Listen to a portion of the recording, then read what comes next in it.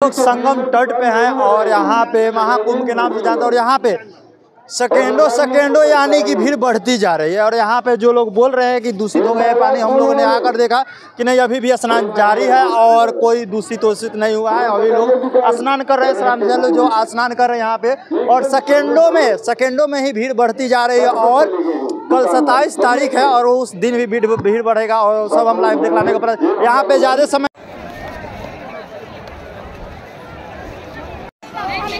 बहुत बड़ा अपडेट, हनुमान जी अभी फुलौना पर बैठ गए हुए हैं। देखिए हनुमान जी फुलौना पर बैठे हुए हैं। देखिए फुलौना लिए हैं, फुलौना पर हनुमान जी बैठ रहे हैं। अब उड़ जाएंगे, उड़ान भर देंगे। अब फुलौना अब फुलाइए, बोलिए।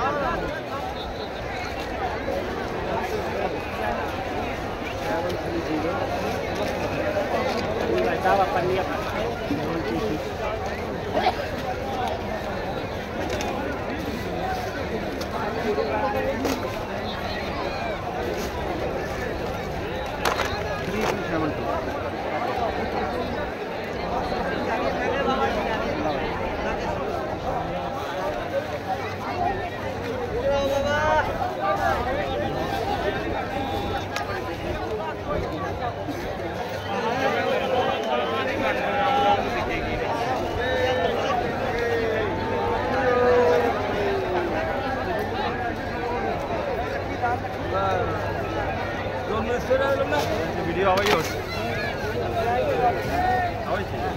एक नंबर लेके कर सकते ना, बीच में आवा।